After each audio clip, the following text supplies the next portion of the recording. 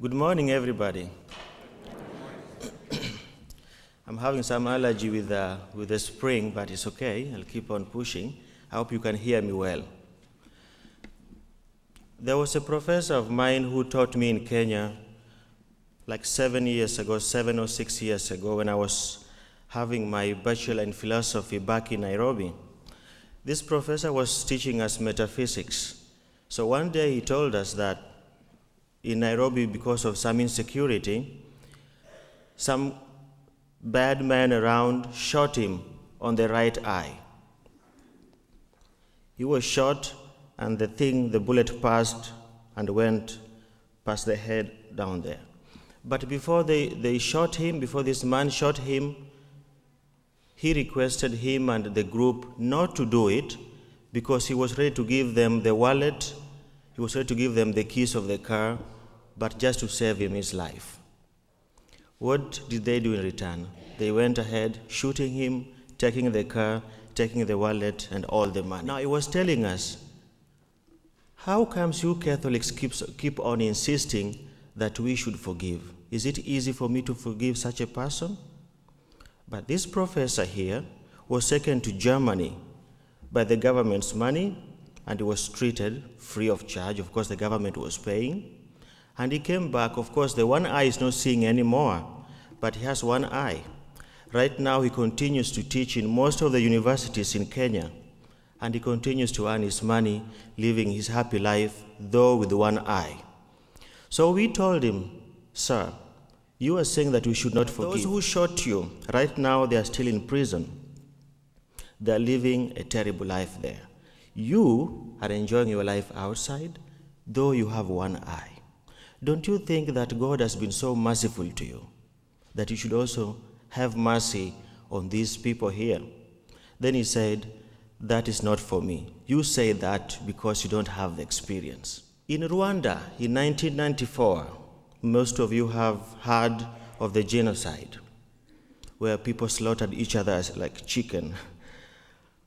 But some story that is not told to us is that after the genocide, there are many families that have reconciled and have forgiven their offenders, the killers of their own husbands and children. They have forgiven them and they are living together. This is a reality.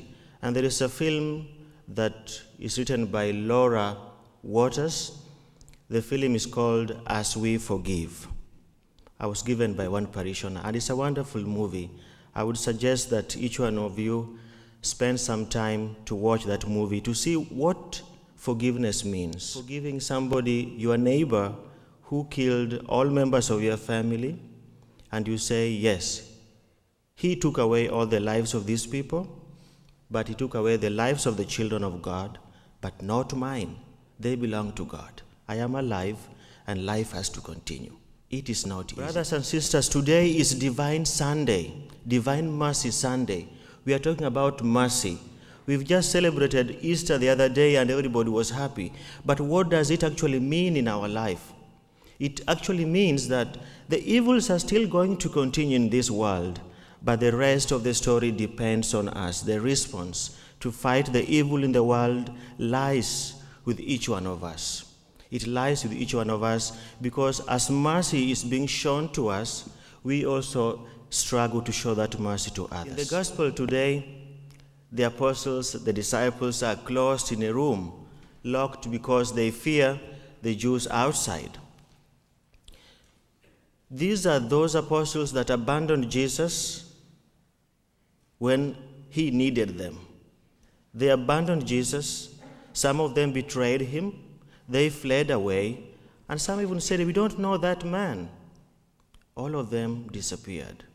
Now he resurrects and he comes back to life and he appears to them. We would expect that when he comes, they would try to admonish each one of them.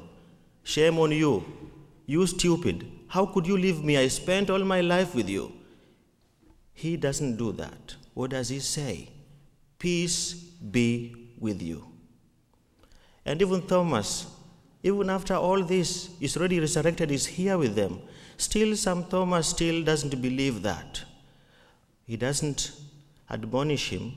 When he comes, he still says, peace be with you. Now, after saying that, he tells them, I send you to go to the world to preach that same peace. Now, these disciples in this room here that were closed there, are the first fruits of the divine mercy.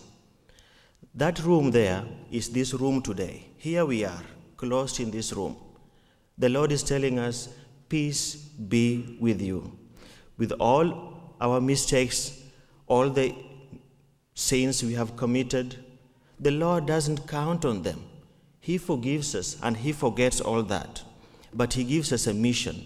You yourself also be an instrument of peace and of mercy and of forgiveness to each other. This is the essence of Divine Mercy Sunday. Now, these apostles go everywhere to preach that mercy, and here we are today preaching that mercy. What does it mean? How can you send somebody who already betrayed you, somebody who abandoned you, and still you give him the power to go and preach mercy to others? That's why I'm having this pencil here today. Last time I told you that you are potatoes. Today I want to tell you that you are pencils. A pencil is very delicate. I hope children are seeing it. Very delicate. On its own, it can't write. Somebody else has to use it to write. Me and you are like these pencils. God is using us to write the word mercy in the lives of people. God is using each one of us to write the word peace in the lives of others. And for that reason, I would like to extend my gratefulness for most of you and many of us in the parish that are doing these works of mercy to different people that are disparate, different people who need the touch of God. You know yourselves in families, those who tolerate the sufferings in the family, those who tolerate their husbands or their wives, I'm sorry. But we have a lot of problems in our lives, but we still show that love. We still show that mercy to them because we are convinced that God has forgiven us also, that God is merciful to us every day. That's why we are alive and smiling there. We have spring. From here we go for breakfast. God is still good with us despite all the things that are happening. And we want to be those pencils that God can still use to write peace, mercy, and courage in the lives of those we meet every day. So children, those who are seeing me, there's some here, some are on the other side, remember that you are also pencils of God. Remember that as a pencil, God wants to show that you can be a joy to your parents, not a pain. You are a pencil in the hands of God so that whenever your father or your mother sees you, he's seeing a joy, not a pain in the house. The same applies to the parents. Parents, you are the pencils of God so that whenever your children see you, they will have the joy of having a parent, but not the pain of having a parent in the house. This is our call today. We are pencils of God, and we ask God, like Sister Faustina, to be merciful with our eyes, with our ears, with our hands, with our hearts, and with our everything, because blessed are the merciful, for mercy shall be shown to them.